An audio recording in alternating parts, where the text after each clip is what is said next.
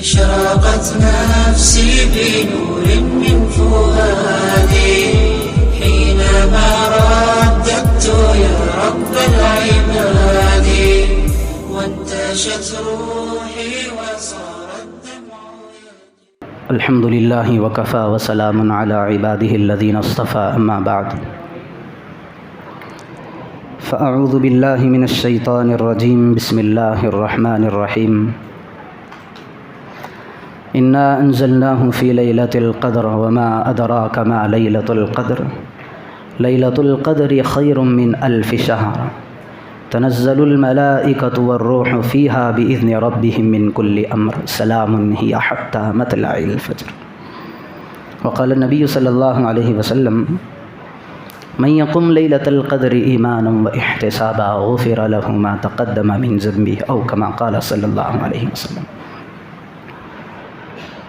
معزز سامعین کرام، محترم حاضرین مجلس، میرا اور آپ کا آج کی اس رات میں یہاں پر جمع ہونا ایک اللہ رب ذوالجلال کی طرف سے بہت بڑی سعادت ہے. دیکھیں، یہ ان راتوں میں سے ہے جن راتوں کے اندر اللہ رب ذوالجلال نے لیلۃ القدر کو چھپائے رکھا ہے. یہ کنفرم نہیں ہے کہ آج کی رات لیلۃ القدر ہے بھی یا نہیں.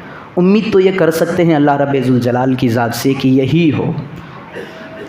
پیارے آقا جناب محمد رسول اللہ صلی اللہ علیہ وسلم ایسی راتوں کو پانے کے لیے اللہ کے رسول صلی اللہ علیہ وسلم نے ایک مرتبہ اعتکاف فرمایا. رمضان کے شروع کے 10 دن کا پہلے عشرے کا اعتکاف فرمایا. جیسے ہی 10 دن مکمل ہوئے تو اللہ کے نبی صلی اللہ علیہ وسلم خیمے سے باہر آئے، صحابہ سے کہا کہ میرے صحابہ 10 دن مکمل ہو چکے ہیں، آج مجھے شب قدر کی اس پہلے عشر میں شب قدر ہے یہ بتلائی نہیں گئے ہے، پھر دوبارہ دوسرے عشر میں ہم شروع کریں گے. جتنے لوگ میرے ساتھ بیٹھے ہیں وہ دوبارہ پھر 11 سے لے کر 20 تک پھر مزید اعتکاف کی نیت سے بیٹھ جائیں گے. پھر جب دوسرا عشرہ مکمل ہوا تو پیارے آقا جناب محمد رسول اللہ صلی اللہ علیہ وسلم خیمے سے باہر نکلے. پھر صحابہ سے فرمایا کہ میرے صحابہ، مجھے شب قدر بتلائی نہیں گئی، ایسا کرتے ہیں کہ جو میرے ساتھ بیٹھے ہیں وہ اور مزید 10 دن کا اعتکاف کر لیں. پھر 11-21 سے لے کر رمضان کا چاند نظر آنے تک سارے صحابہ اللہ کے رسول صلی اللہ علیہ وسلم کے ساتھ جتنے اعتکاف میں بیٹھے تھے ساروں نے پھر تیسری مرتبہ اعتکاف کی نیت کر کے بیٹھ گئے اس میں. پھر اللہ کے رسول صلی اللہ علیہ وسلم ایک مرتبہ باہر نکل کر کے تشریف لائے تاکہ میں اپنی امت کو خبر دوں، بتلا دوں کہ شب قدر کب ہے. اللہ کے رسول نکل رہے ہیں ایک طرف سے، دوسری طرف 2 صحابہ آپس میں کچھ معاملہ بن گیا تھا، لڑ رہے تھے، جھگڑ رہے تھے. اب رسول اللہ صلی اللہ علیہ وسلم کی ساری توجہ ان صحابہ پر تھی. اللہ کے رسول کہتے ہیں کہ وہ 2 صاحبان کی لڑائی جھگڑے کی وجہ سے میری نیت ہوئی کہ میں ان کے درمیان صلح کراؤں، اور میں صلح کرانے کے لیے چلا گیا. جیسے ہی ان کی صلح ختم ہوئی تو میرے دماغ سے شب قدر کی تعیین کو چھین لیا گیا، اٹھا لی گئی. نحوست اتنی خطرناک ہے لڑائیوں کے اندر، بڑے بڑے خیر کے فیصلے جو نازل ہونے والے ہیں وہ اٹھا لیے جاتے ہیں. پھر اللہ کے رسول صلی اللہ علیہ وسلم نے فرمایا اب ایسا کرتے ہیں، اس میں اللہ کی کیا حکمت ہے میں معلوم نہیں، کہ آخری رات میں آخری جو طاق راتیں ہیں رمضان المبارک کی، اس کے اندر ہم شب قدر کو تلاش کیا کریں گے. صرف پہلا ایک اعتکاف ایسا ہے کہ اللہ کے رسول صلی اللہ علیہ وسلم نے پورے مہینے کا اعتکاف کیا، پھر باقی کے جتنے سال بھی آئے صرف اخیر عشرے کا اعتکاف فرمایا ہے. تو یہ مبارک راتوں میں سے ایک رات ہے. کتنی بڑی مبارک رات ہے.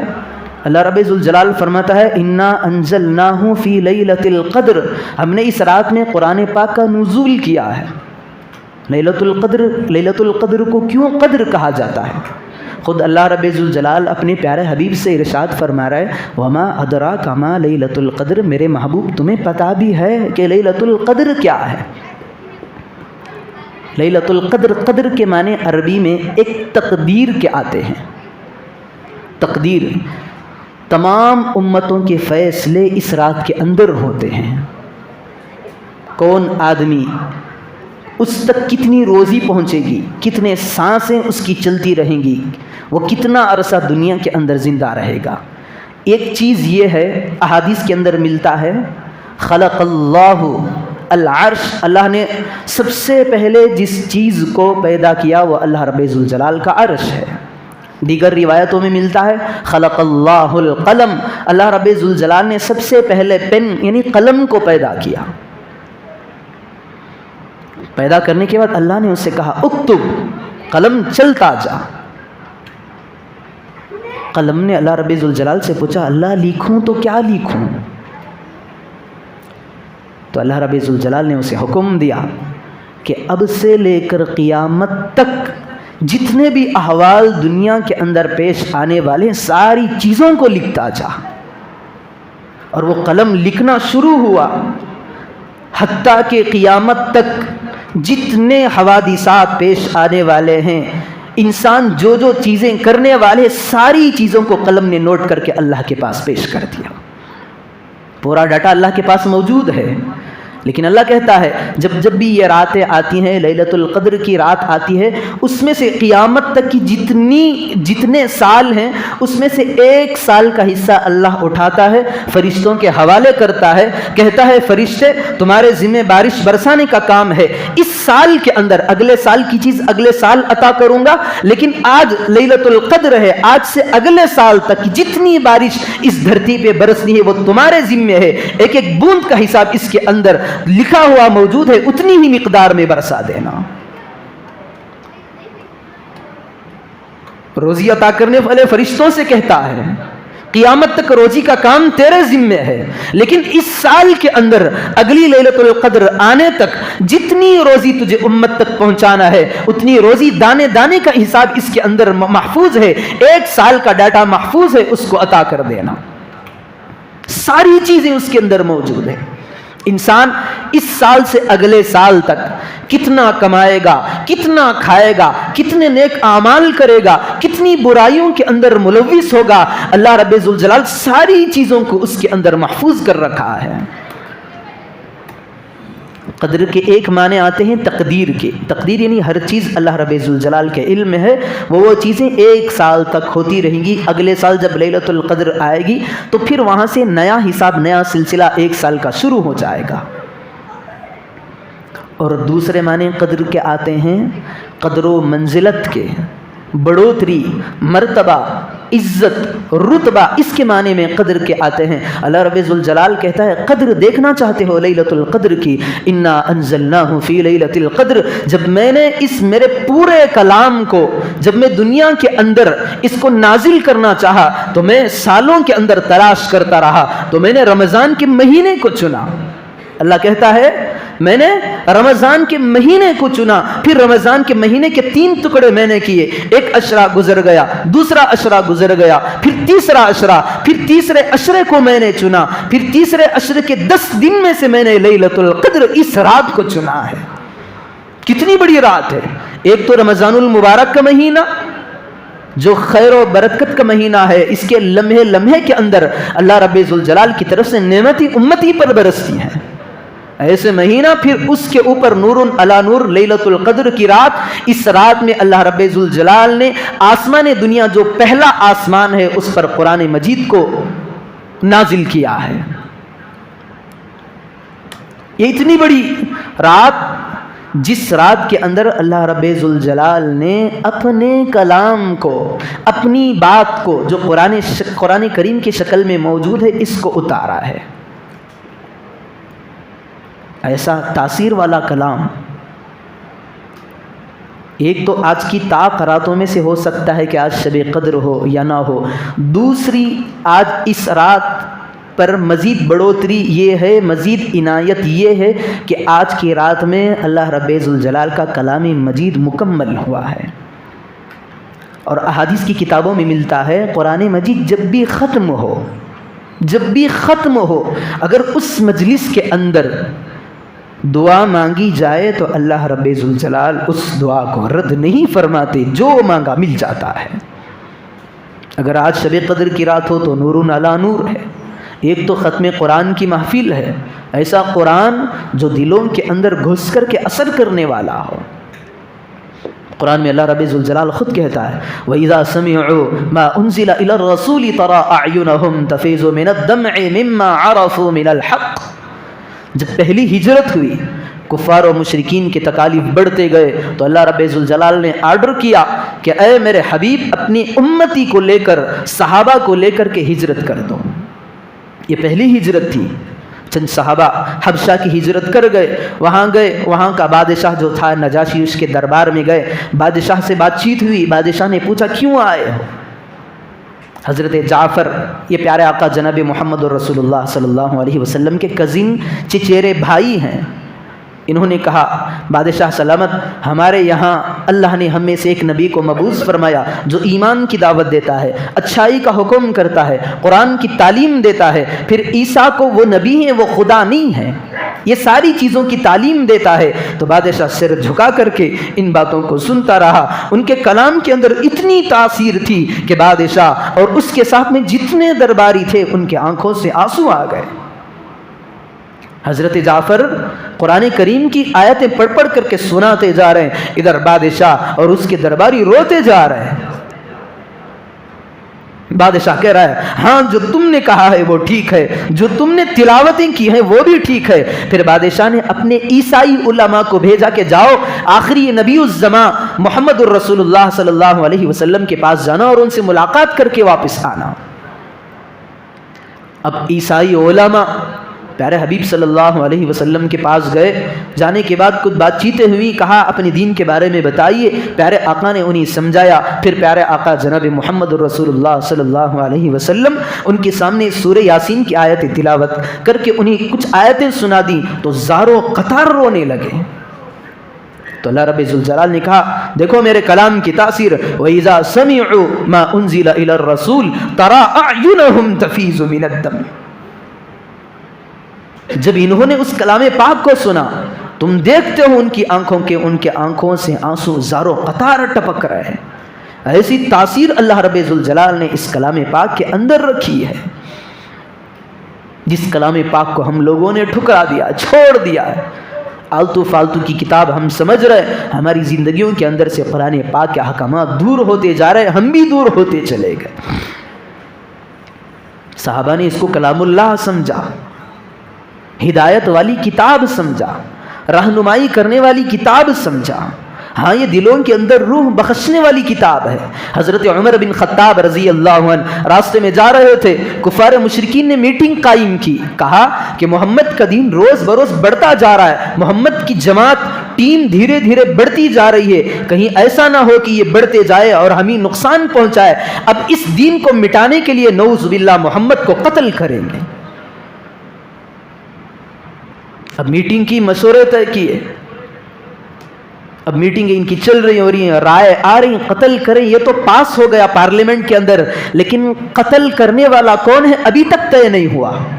یہ بات تو طے ہی کہ ہم محمد کو قتل کریں گے، یہ تو طے ہو چکا تھا، لیکن کون قتل کرے گا یہ طے نہیں ہوا تھا۔ لیکن ساروں کی رائے آئی عمر بن خطاب قتل کرے گا، اس کے اندر مجمع سے جو طاقت ہے کسی کے اندر نہیں ہے۔ حضرت عمر وہ صحابی رسول ہیں، اگر کسی مقام پر پہنچ جاتے تو ان کے غصے کو دیکھ کر لوگ پیچھے ہٹنے پر مجبور ہو جاتے، ایسی بے باکی اللہ نے انہیں عطا کی تھی۔ اب مل کر تمام لوگوں نے سلیکٹ کر دیا کہ عمر بن خطاب نعوذ باللہ جا کر کے محمد کو قتل کرے گا۔ تلوار ہاتھ میں تھام لی، اب تلوار لیا راستے کے اندر نکل پڑے۔ راستے میں جا رہے ایک صحابی کی ملاقات ہوئی، پوچھا عمر کہاں کا ارادہ ہے؟ پوچھا کہ میں تمہارے محمد کا سر قلم کرنے کے لیے جا رہا ہوں، نعوذ باللہ۔ تو صحابی رسول نے کہا عمر تم محمد کو قتل بعد میں کرنا، پہلے اپنے گھر کی تو خبر لو، تمہاری بہن اور تمہارے بہن بھی دونوں مسلمان ہو چکے ہیں، جس راستے سے یہ جا رہے تھے ننگی تلوار لے کر اسی راستے سے پلٹ گئے، غصے کے آثار چہرے پہ، انتہائی جلال اور ہیبت کی حالت کے اندر اپنے گھر گئے۔ گھر بہن کے گھر جا رہے، اندر سے آواز کلام پاک کی آ رہی تھی، دروازے کو کھٹکھٹانا شروع کیا۔ ان کی بہن اور بہنوئی دونوں قرآن کریم کی تلاوت کر رہے تھے۔ پڑھانے والے حضرت خباب رضی اللہ عنہ بھی اندر موجود تھے، جو انہیں قرآن کریم کی تعلیم سکھا رہے تھے، قرآن کریم کی تعلیم دے رہے تھے۔ جیسے ان کے دروازے کی کھٹکھٹانے کی آواز آئی تو بہنوئی حضرت خباب نیچے اندر چارپائی کے نیچے گھس گئے، چونکہ انہیں پتا تھا کہ عمر آ رہا ہے، عمر کے تیش اور غضب سے کوئی بچ نہیں سکے گا۔ ان کے بہنوئی اور جو قرآن کریم کے جو اوراق اور صفحے ہوتے ہیں اس کو جلدی سے ٹٹول کر کے اٹھا کر کے اندر رکھنا چاہا، کچھ اوراق نیچے گر پڑے۔ حضرت عمر بن خطاب رضی اللہ عنہ دروازہ کھلنے کے بعد اندر داخل ہوئے، نہ پوچھا نہ کچھ کہا، بے تحاشا تینوں کو مارنا شروع کیا۔ ایسا مارا کہ تینوں خون سے لہولہان، خون ٹپک رہا ہے تینوں کے جسم سے۔ نہ خباب کو چھوڑا، نہ اپنے بہنوئی کو چھوڑا، نہ عورت اپنی بہن کو چھوڑا۔ ان کی بہن کا نام فاطمہ تھا۔ ایسا مارا ان کی جسم سے بھی خون نکل پڑا۔ آخر وہ بھی تو خطاب کی بیٹی تھی، کہنے لگی اے خطاب کے بیٹے، جس خطاب کا خون تیرے جگر کے اندر ہے اسی خطاب کا خون میرے جگر کے اندر ہے۔ سن لے، اگر تو اپنے دین سے پھر نہیں سکتا، جو دین تیرا باطل ہے، میں بھی اپنے دین سے پھر نہیں سکتی، میرا دین تو حق ہے۔ عورت کی بات تھی، بہن کی بات تھی، ان کے دل کے اندر تھوڑی سی نرمی پیدا ہوئی۔ پھر اس کے بعد کہا بہن ذرا وہ چیز دکھانا جس چیز کو تم پڑھ رہے تھے۔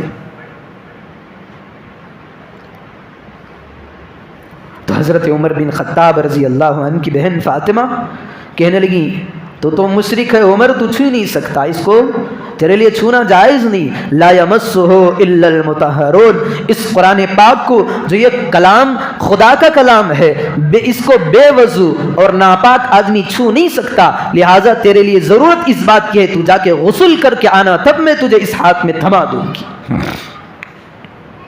حضرت عمر بن خطاب رضی اللہ عنہ گئے، غسل کرنے کے بعد اس کو پڑھا، سورہ حدید کی آیتیں اٹھائی، دل ایسا پگھلتا چلا گیا، قرآن بند کر کے کہا چلو مجھے محمد کے دربار میں لے کر چلو، میں ہاتھ پر بیعت کر کے ابھی کے ابھی مسلمان ہونا چاہتا ہوں۔ قرآن کے اندر اللہ نے نور ہدایت کو عطا کیا ہے، مسلمان درد دل کے ساتھ پڑھتا ہے، شوق اور طلب کے ساتھ پڑھتا ہے، یقین کے ساتھ پڑھتا ہے، تو قسم خدا کی اس کے دل کی کایا کو اللہ رب ذوالجلال بدلا دیتے ہیں۔ جب ایک مرتبہ قرآن دل کے اندر بس جاتا ہے تو پھر رونگٹے کھڑے کر دیتا ہے۔ یہی عمر بن خطاب ہے۔ ایک مرتبہ نماز پڑھ رہے ہیں،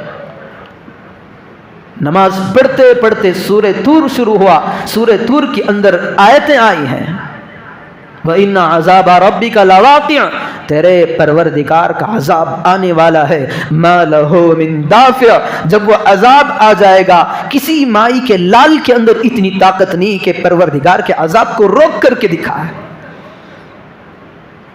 کون ہے جو اللہ کے عذاب کو واقع ہونے کے بعد کس کے اندر اتنی ہمت ہے کہ اللہ کے عذاب کو روک کر دکھائے؟ یہ پڑھ رہے، آنکھوں سے آنسو زارو قطار نکل رہے، کپ کپی جسم کے اندر طاری ہو گئی، نماز کو ختم ہوا، ایسی ہیبت عمر بن خطاب کی اس آیت کی دل کے اندر پڑی، لکھا ہے کتابوں کے اندر 20 دن تک یہ بیمار پڑے رہے۔ کیوں؟ انہوں نے کلام کو کلام سمجھا، رب کی طاقت کو انہوں نے سمجھا کہ میرے رب کی اتنی طاقت ہے کہ عذاب آ جائے تو پھر ٹلنے والا نہیں ہے۔ سارے لوگ ان کی تیمارداری کے لیے، ان کی دیکھ بھال کے لیے 20 دن تک آتے رہے کہ عمر بیمار ہو چکا ہے۔ ایک مرتبہ فجر کی نماز، کوئی نماز جہری نماز پڑھا رہا ہے، صف میں کھڑے ہوئے ہیں، سورہ یوسف کی تلاوت ہو رہی ہے، یہ آیتیں آتی آتی چلتی چلتی تلاوت کرتے کرتے ہوئے اس آیت پر پہنچے، انما اشکو بسی وحزنی الی اللہ، اتنا پڑھنا تھا، دھاڑے مار مار کر کے قرآن کریم کی اس آیت کے اثر سے رو رہے۔ جب حضرت یعقوب علیہ الصلاۃ والسلام کی دونوں بیٹے حضرت یوسف علیہ الصلاۃ والسلام اور حضرت بنیامین دونوں بہت چہیتے لخت جگر تھے ان کے بھائیوں نے دھوکے سے ان کو کنویں میں ڈالا. ان کا مقصد یہ تھا کہ یوسف کو اپنے باپ سے ہٹا دیں. یوسف علیہ الصلاۃ حضرت یعقوب علیہ الصلاۃ والسلام کی 2 بیویاں تھیں. ایک بیوی سے 9 لڑکے تھے اور ایک بیوی سے 2 لڑکے تھے. ایک حضرت یوسف علیہ السلام اور ان کے سگے بھائی حضرت بنیامین. باقی کے جو 9 لڑکے ایک الگ بیوی سے تھے انہوں نے سوچا کہ اس عورت کے جو یہ لڑکے ہیں یوسف اور بنیامین ہمارے باپ اس سے بہت زیادہ محبت کرتے ہیں, ہم لوگوں کو چھوڑ دیتے ہیں. ایسا کریں گے یوسف ہی کو ختم کر دیں تو باپ کی نظریں ہم پر پڑ جائیں گی. تو حضرت یوسف علیہ الصلاۃ والسلام کو انہوں نے کنویں میں ڈال دیا. ایک بہت بڑا طویل لمبا واقعہ, ایک لمبا عرصہ حضرت یعقوب علیہ السلام حضرت یوسف سے بچھڑے رہے.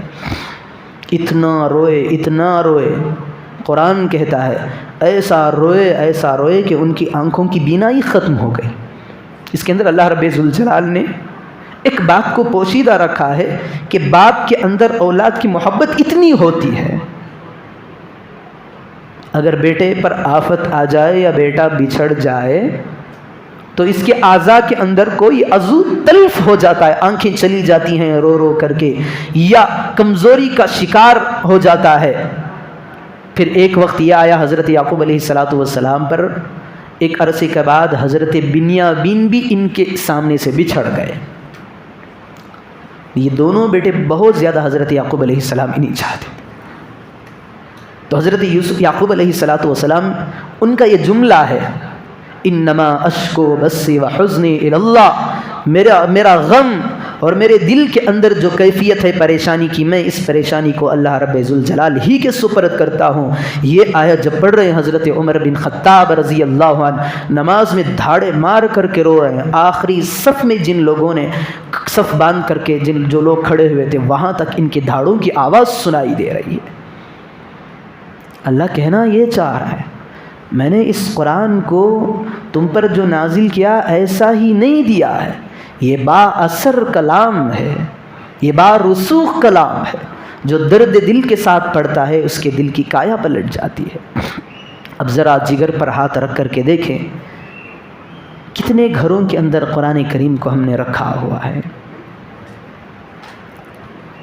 شاید میری سمجھ کے اعتبار سے ان قرآنوں کو دیمک کھا چکی ہوگی, یا کم از کم اتنا تو ہوا ہوگا وہ قرآن کریم کے صفحات سفید رنگ کے جا کر کے پیلے پن کے اندر تبدیل ہو گئے. جا کر کے اگر ڈاؤٹ ہو تو گھروں کے قرآن کریم کو کھول کر کے اٹھا کر کے دیکھنا, قسم خدا کی اوراق کے رنگ بھی تبدیل ہو چکے ہوں گے. ہمارے یہاں رواج تو بن چکا ہے, جب بھی شادیاں ہوتی ہیں نکاح ہوتا ہے تو دولہے صاحب کے سر پر قرآن رکھ کر کے اور چیزوں کے ساتھ اس کو قرآن سے بھی نوازا جاتا ہے. اب یہ بڑے میاں اس کو لے جا کر کے جتن سے حفاظت سے لے جا کر کے الماری میں رکھ دیتے ہیں, قسم کھا لیتے ہیں کہ جیسا ان لوگوں نے مجھے دیا ہے ذرہ بر بھی اس کو پھاڑنا نہیں ہے, ایسے ہی اٹھا کر کے رکھنا ہے. میں مر کر کے چلا جاؤں گا تو ویسا ہی یہ قرآن محفوظ رہے گا, بغیر پھٹے کے رہے گا, میری اولاد کو نصیب ہوگا. یہ کمبختی ہے. قرآن اس لیے تھمایا نہیں جاتا کہ اس کو اٹھا کر کے الماریوں کے اندر رکھا جائے. قرآن اس لیے دیا جاتا ہے کہ نئی زندگی آج سے شروع ہوئی ہے میاں بیوی کی. جب ہماری زندگی ہم شروع کرنے جائیں تو قرآنی احکامات کے مطابق اپنی زندگی کو چلائیں, اسی لیے قرآن دیا جاتا ہے. لیکن ہم نے اس کو ہٹا کر کے ایک رواج بنا لیا ہے. قرآن دے رہے رواج, ساری چیزیں تیار ہو جاتی ہیں تو گھرانے والے پوچھتے ہیں بھائی قرآن ابھی تک نہیں ہے, جلدی سے لاؤ. گویا کہ رواج میں اور چیزوں کے ساتھ, جہیز کے سامان کے ساتھ ہم نے اس کو شامل کر دیا کہ جہیز کے سامانوں کے اندر قرآن بھی ایک چیز بن گئی ہے. قسم خدا کی قرآن اپنے اللہ سے کتنی بد دعائیں کر رہا ہے, ہمیں اس کا احساس نہیں. ہر چیز اگر اس کا حق ادا نہ کیا جائے تو احادیث میں ملتا ہے وہ پروردگار سے گلے کرتی ہے, شکوے کرتی ہے. جس برتن کو ہم صاف کرتے ہیں کھانا کھانے کے بعد پیارے آقا جناب محمد رسول اللہ صلی اللہ علیہ وسلم نے فرمایا کھانا کھاتے ہوئے کھانے کے بعد کھانے سے پہلے اگر لقمہ گر جائے تو اس کو اٹھا کر کھا لینا چاہیے۔ جو ہمارے پاس کھانا آتا ہے، ایک چاول کا دانہ، ایک چاول کے دانے کے پیچھے 70,000 فرشتوں کی محنت ہوتی، ایک دو نہیں، اللہ رب ذوالجلال نے ہزاروں کی مقدار والی فوجوں فرشتوں کی ان کو اس کام پر لگا دیا ہے کہ بیج ڈالا بندے نے ہے، اسے اگانا میرا کام ہے، تم اس کی نگہبانی کرتے رہنا، پھر اس میں سے ایک چاول کا دانہ جو نکلتا ہے، اتنی محنت ہوتی ہے فرشتوں کی۔ پیارے آقا جناب محمد رسول اللہ صلی اللہ علیہ وسلم نے فرمایا کھانا گر جائے، لقمہ گر جائے تو اٹھا کر کے کھا لیں۔ ہم پیارے آقا کے ماننے والے ہیں، صحابہ کے نقش قدم پر چلنے والے ہیں۔ حضرت حذیفہ ابن الیمان رضی اللہ عنہ، یہ صحابہ میں انہیں ایک عجیب شرف اللہ نے عطا کیا تھا۔ پیارے آقا کے بڑے بڑے صحابہ تھے، ابو بکر، عمر، فاروق، عثمان و علی، بڑے بڑے صحابہ تھے، لیکن اللہ کے پیارے حبیب صلی اللہ علیہ وسلم نے حضرت حذیفہ ابن الیمان کو چنا ہے، چنا کر کے کہا اے میرے صحابی، اے میرے رازدار، میں تجھے ایک فہرست دیتا ہوں، یہ منافقین کی ہے، اس کو اپنے پاس رکھنا، کسی کو نہ بتانا۔ حضرت حذیفہ کو ایسا رازدار صحابی کہا جاتا ہے، اتنا بڑا رتبہ اللہ کے نبی کے نزدیک ان کا وہ مقام تھا۔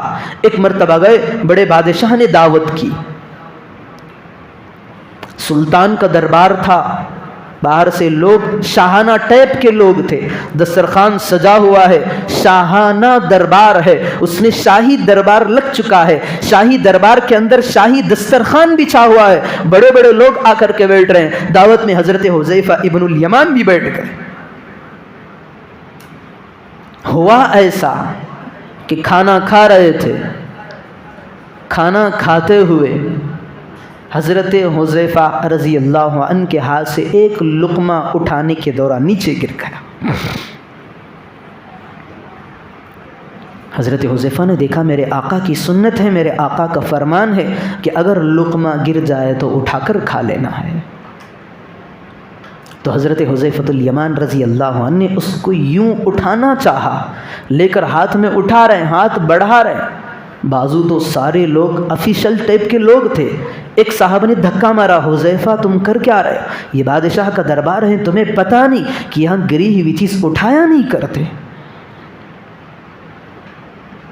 یہ تو سنت رسول، جن کی زندگیوں کے اندر سنت بھری زندگی، جن کے دلوں کے اندر سنت کوٹ کوٹ کر بھری ہوئی تھی، حضرت حذیفہ ابن الیمان رضی اللہ عنہ پیش میں آ گئے، کہنے لگے اترک سنت حبیبی لہؤلاء الحمقاء، تم کہتے ہو کہ میں اس کو نہ اٹھاؤں، میرے آقا کا فرمان ہے کھانا گر جائے، لقمہ گر جائے تو اٹھا کر کھا لوں، ان گدھوں اور بیوقوفوں کی وجہ سے میں میرے آقا کی سنت کو ترک کر دوں؟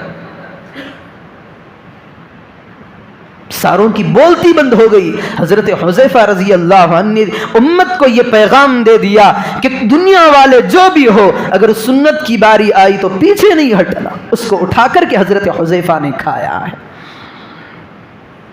پیارے آقا کا یہ بھی فرمان ہے، کھانا کھا لو تو پلیٹ ہوتی ہے، پلیٹ کو صاف کرنا، اگر پلیٹ کو صاف نہیں کیا تو وہ پلیٹ بد دعا کر دے گی، اے اللہ جس نے اس بظاہر مجھ پر میرے اس پلیٹ کو، اس نے کھائی ہوئے پلیٹ کو صاف نہیں کیا، تو بھی اس کو اس کے گناہوں سے پاک اور صاف نہ کرنا۔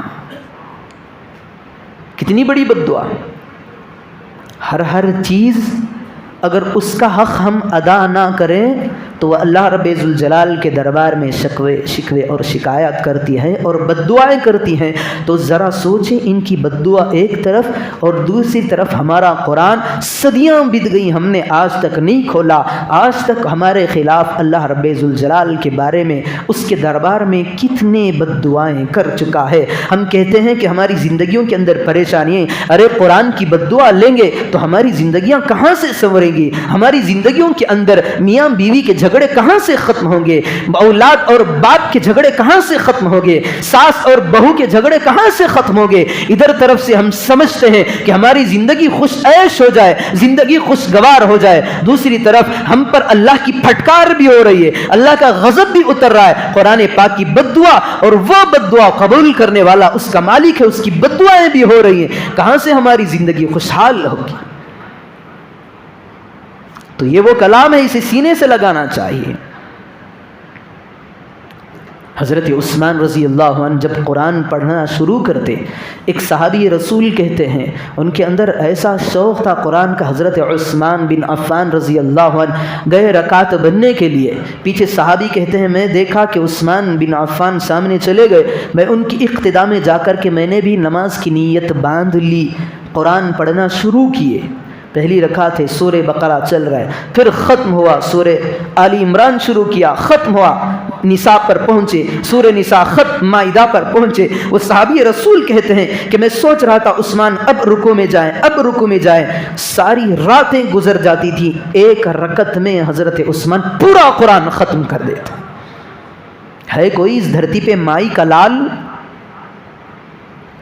آج اگر تراویح کے اندر ایک رکعت دو رکعت کے اندر قرآن زیادہ ہو جائے تو نماز ہی کے اندر بیچارہ قسم کھا لیتا ہے کہ اگلے دن اس مسجد کو میں نہیں آؤں گا، قسم نماز ہی کے اندر کھا لیتا ہے کہ مجھے کھڑنا نہیں ہے جہاں پر تراویح کے اندر قرآن زیادہ پڑھایا جاتا ہے۔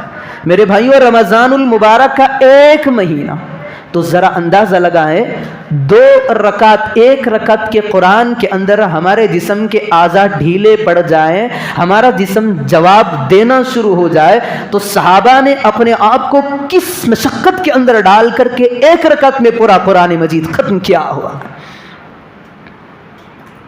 ایک بڑی حماقت کی بات آپ کو بتاؤں، دیکھیں تراویح یہ تو عید کا چاند نظر آنے تک سنت ہے، دوسری سنت قرآن کریم مکمل سننا، یہ بھی سنت ہے۔ قرآن کو مکمل الف لام میم سے لے کر والناس تک سننا یہ مستقل سنت ہے، دوسرا تراویح یہ ایک مستقل سنت ہے۔ ہم میں سے بعض احباب یہ سوچتے ہیں کہ بھائی اتنا لمبا کون سنے گا، پہلی رکعت میں آتے ہیں اور پہلے ہی سے پتہ چل جاتا ہے کہ امام صاحب پڑھائیں گے تو ہمارے گھٹنے جواب دینے لگ جائیں گے، تو اطمینان سے بیٹھے رہتے ہیں، جب رکوع کی باری آتی ہے تو رکوع میں جم جاتے ہیں۔ قسم خدا کی ایک سنت کا آپ کو ثواب ملے گا تراویح کا، لیکن جو قرآن چھوٹ چکا ہے وہ سنت آپ نے حقیقی ادا نہیں کیا۔ کون سا پہاڑ ٹوٹ پڑے گا اگر اللہ کے لیے ہم آ کر کے رمضان المبارک کے کلام پاک کی سننے کے لیے کھڑے ہو جائیں۔ یہ لوگوں کے اندر بہت خطرناک بیماری ہے۔ بعض لوگ دیکھتے ہیں امام صاحب پڑھائیں گے آخر کی رکعتیں، منٹوں کے اندر ادھر کھڑے ادھر رکوع ادھر سجدہ، جیسے ہی شروع کی رکعتیں امام صاحب اگر پلٹ کر دیکھیں تو 2 صف 3 صف بھی نہیں ہوتی، جب تراویح مکمل ہو جائے تو 7 صفیں مکمل الحمدللہ بھری پڑی ہو جاتی۔ یہ کون سی بلا ہے؟ یہ قرآن کے ساتھ دغا بازی نہیں ہے، حماقت نہیں ہے تو اور کیا ہے؟ یہ قرآن سے صاف الفاظ میں میں کہوں تو یہ قرآن کے ساتھ نفرت ہے، قرآن کے ساتھ یہ دھوکہ دہی ہے، اللہ کے کلام کے ساتھ یہ ایک قسم کی نفرت ہے۔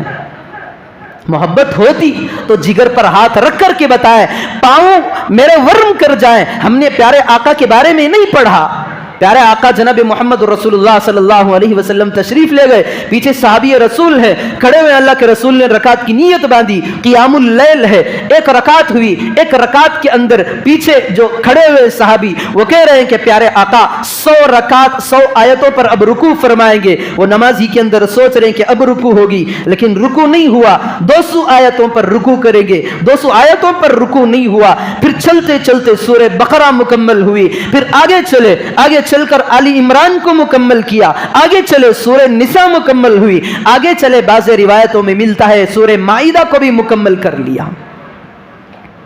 کون سی شخصیت ہے؟ وہ شخصیت جو معصوم ہے، جو مغفور ہے۔ قرآن اٹھائیں، سورہ فتح کی دوسری آیت اٹھائیں، اللہ کہتا ہے لِيَغْفِرَ لَكَ اللَّهُ مَا تَقَدَّمَ مِن ذَنبِكَ، اے میرے محبوب تو غم نہ کر، تیرے اگلے گناہ بھی معاف، تیرے پچھلے گناہ بھی معاف، میں نے تیرے تمام گناہ کو دھو ڈالے. تو ایسا ہے جب تک تیری موت آئے گی تب تک تیرا نامہ اعمال ایسا رہے گا جیسا کہ تو آج ہی ابھی سے تیری ماں کی بطن سے تو نے جنم لیا ہے. ایسا نبی، اس نبی کو کیا ضرورت تھی کہ نماز کے اندر اتنے شوق سے کلام پاک کو پڑھے جس کے پیروں کے اندر احادیث کے اندر ملتا ہے کہ پیروں کے اندر ورم آ جایا کرتے تھے. آدمی جب زیادہ اپنے آپ کو کسی کام میں لگا دیتا ہے، اپنے آپ کو کسی کام میں کھڑا کر دیتا ہے تو اس کے پیروں کے اندر سوجن آ جاتی ہے. پیارے آقا جن کے نہ اگلے گناہ، نہ چھوٹے گناہ، نہ کبائر نہ صغائر، کچھ بھی گناہ نہیں، انہیں کیا ضرورت تھی؟ صرف یہ نیت تھی کہ میں اللہ کے نزدیک اس کا شکر گزار بندہ بن جاؤں. دوسرا یہ کہ میرے آنے والی ناہنجار امتی ہوگی اس تک یہ پیغام دینا ہے. جب اس امتی کا آقا اپنے کلام پاک کے لیے اپنے آپ کو تھکا سکتا ہے تو ہم کیوں نہیں تھکا سکتے؟ تھکانا نہیں ہے. اس زمانے کے اندر پنکھے نہیں تھے، لائٹیں نہیں تھی، سہولت کی چیزیں نہیں. آج جہاں پر نمازی کھڑتا ہے اوپر پنکھا ہے، اوپر قدرتی ہوائیں بھی چلتی ہیں، مزید یہ کہ رشٹ بھی لیتا ہے. لیکن اس زمانے کے اندر یہ چیزیں نہیں تھی. پھر کیا مجال کہ ہم اپنے آپ کو تراویحوں کے اندر مکمل طور پر کیوں نہیں کھڑا کر پاتے؟ میرے بھائیوں، ہمارے کوئی نیکیاں ایسی نہیں کہ اللہ کی بارگاہ میں مقبول ہوئیں.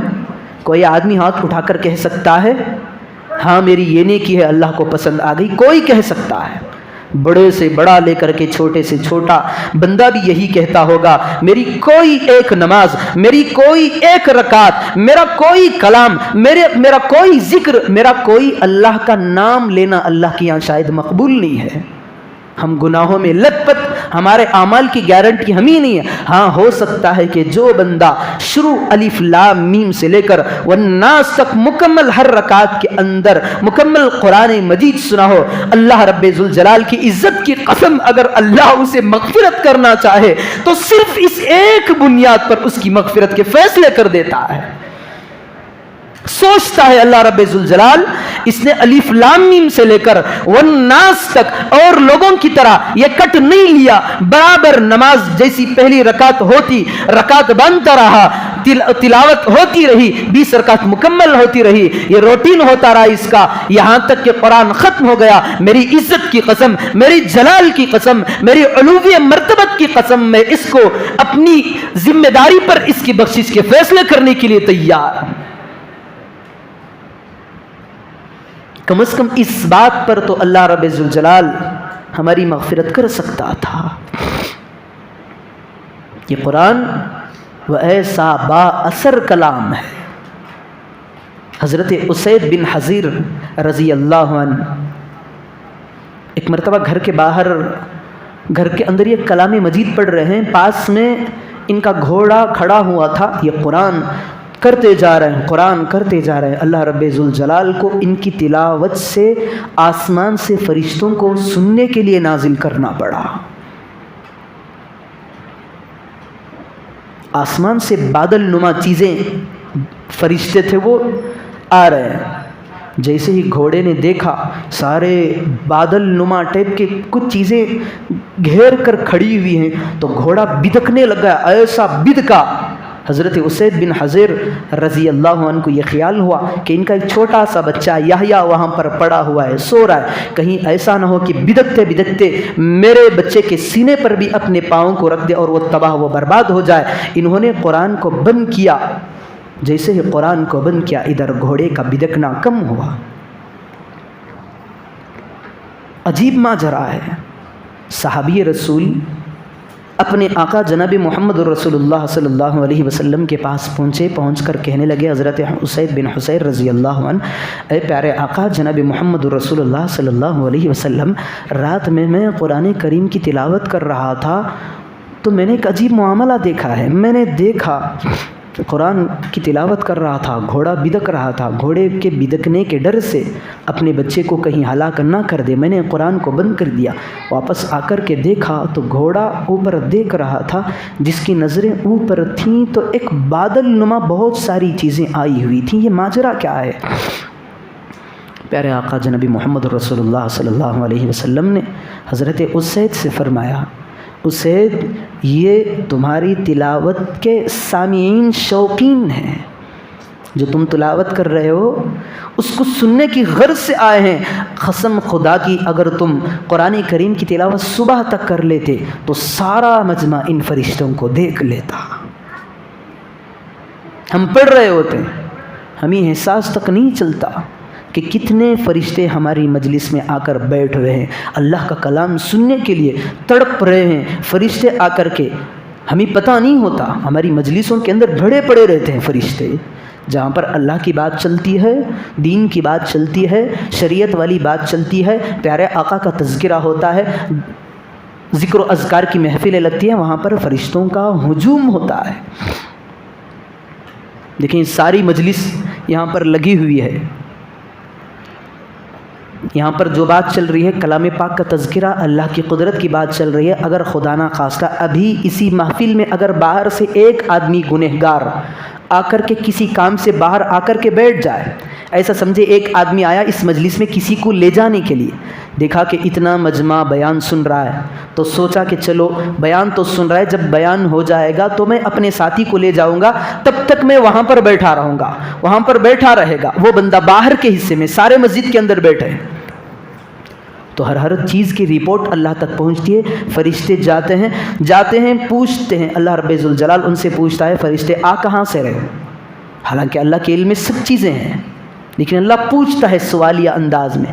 فرشتے کہتے ہیں یا رسول اللہ، وہاں پر سارے لوگوں نے نام لے کر کے، بستی کا نام لے کر کے، محلے کا نام لے کر کے، فرشتے کہتے ہیں یا اے اللہ سلیم نگر تھی، مسجد تقویٰ تھی، وہاں کے اتنے بیٹھنے والے تھے، ان کی محفل سے میں آ رہا ہوں۔ اللہ پوچھتا ہے میرے فرشتوں ہو کیا رہا تھا؟ اے اللہ تیرا تذکرہ، تیرے کلام پاک کا تذکرہ ہو رہا تھا۔ تو اللہ رب ذوالجلال فرشتوں سے کہتا ہے تم گواہ رہنا، جتنے اس محفل میں بیٹھے تھے میں نے تمام کی بخشش کر دی، ان کی مغفرت کر دی، تمام کی مغفرت۔ مزید یہ کہ اللہ گواہ بھی فرشتوں کو بناتا ہے۔ فرشتہ اعتراضاً اللہ رب ذوالجلال سے کہتا ہے اللہ تمام کی مغفرت، ہاں تمام کی مغفرت۔ اللہ سے پوچھتے ہیں اللہ یہ تو بات ٹھیک ہے، جتنے لوگ مسجد کے اندرونی حصے میں بیان سن رہے تھے ان کی بخشش تھی تو ٹھیک ہے، لیکن باہر جو بندہ آیا تھا کسی ضرورت سے کسی کو لے جانے کی، اس کی بھی بخشش؟ اللہ کہے گا اس کی بھی بخشش۔ پوچھتے ہیں اللہ کیوں؟ تو اللہ کہتا ہے یہ اتنی بابرکت محفل ہے کہ یہاں پر بیٹھنے والا جب ایک مرتبہ آ جاتا ہے تو میں اسے کبھی بھی محروم نہیں کرتا۔ بیٹھے ہوئے لوگوں کے طفیل میں باہر میں آنے والے کی بخشش ہو جاتی ہے۔ تو سوچیں ان محفلوں کے اندر، ان مجلسوں کے اندر کتنی پاور اور طاقت اللہ رب ذوالجلال نے رکھی ہے۔ تو میں بتا رہا تھا لیلۃ القدر کیا ہے، انا انزلناہ فی لیلۃ القدر، یہ لیلۃ القدر کی رات کو اللہ رب ذوالجلال کہتا ہے ایسا با اثر کلام پاک کو میں نے نازل کیا۔ آگے اللہ خود پوچھتا ہے وما ادراک ما لیلۃ القدر، میرے محبوب تمہیں پتہ بھی ہے لیلۃ القدر کیا ہے؟ پھر اللہ ہی آگے اس کا جواب دے رہا ہے لیلۃ القدر خیر من الف شہر، یہ لیلۃ القدر کی جو رات ہے یہ 1000 مہینوں سے افضل ہے۔ 1000 مہینوں کا آپ اندازہ لگائیں، 1000 مہینوں کو اگر ڈیوائڈ کریں تو 80 پر 6 سال بنتے ہیں۔ اگر ایک بندے کو یہ رات نصیب ہو جائے تو گویا کہ اس نے بیٹھے بیٹھے 86-80 پر 6 سال کی عبادت کرنے کا ثواب اس کے نامہ اعمال میں مل گا۔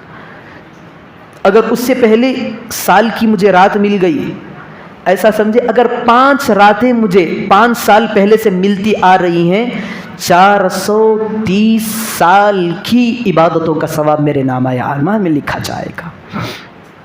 یہ اللہ نے نازل کیوں کیا اس رات کو؟